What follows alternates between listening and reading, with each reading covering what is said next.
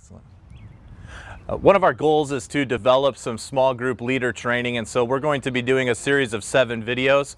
We're starting today with our first of the series of 7 videos on how to have an effective small group.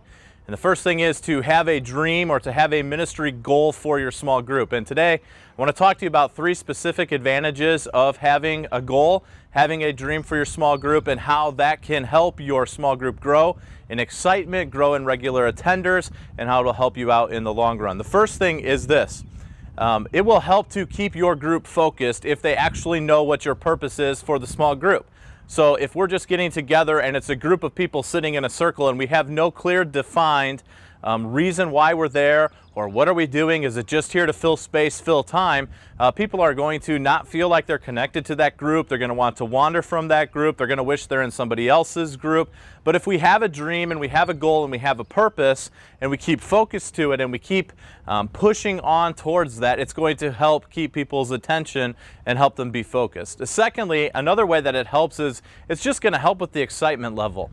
When we're talking about we want to build relationships and friendships, and we want to grow in our understanding of each other and of living life together and spending time together, the more we talk about what our goal is with that, the more excited people are going to be a part of it. So if they know their small group is going to regularly be seeking to have a good time together, be regularly seeking to do specific things together, that's going to help them stay focused on what the purpose is, and that's going to excite them about being a part of the small group.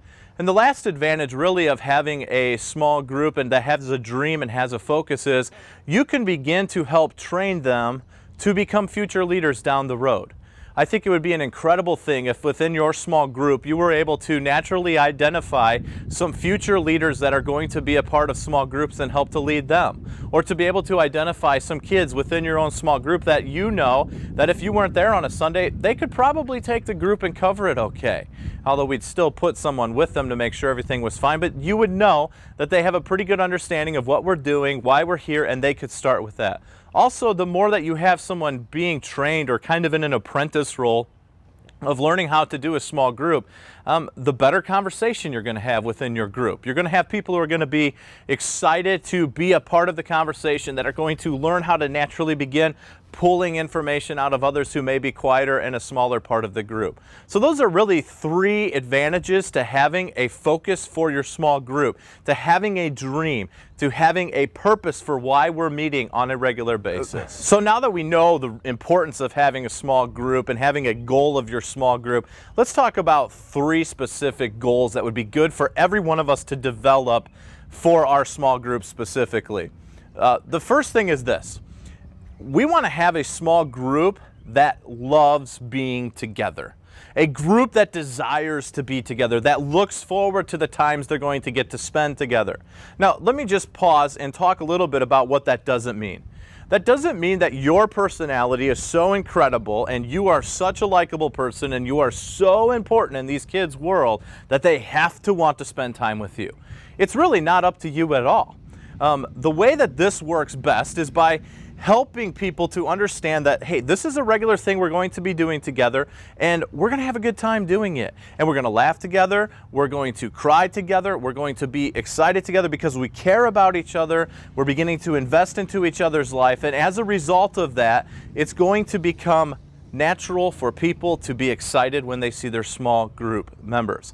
The second thing, second goal that I think every small group should have, specifically in our youth group, is to begin to develop a group that truly cares and loves for and prays for each other on a regular basis. So a group who isn't just a circle of chairs on a Sunday morning that sits around and answers some questions, but a group that really cares.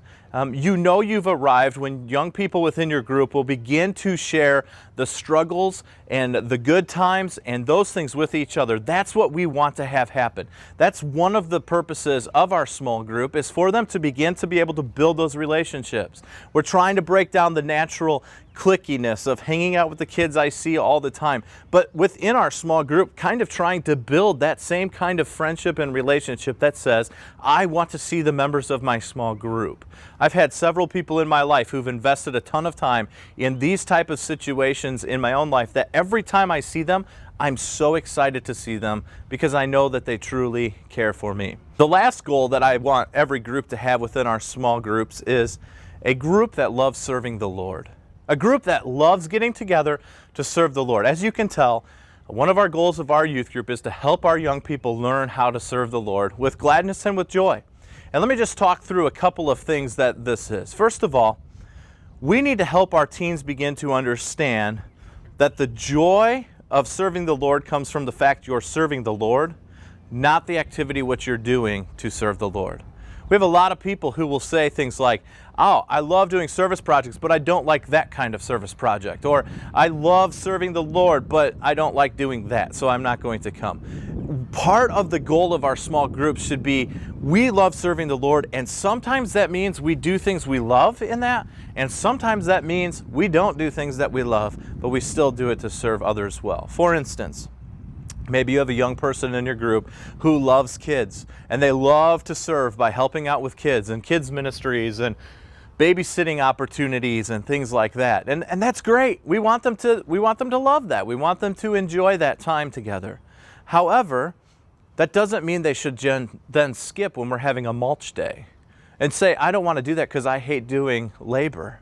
No, the joy comes from serving the Lord. The joy comes from putting the time into serving the Lord.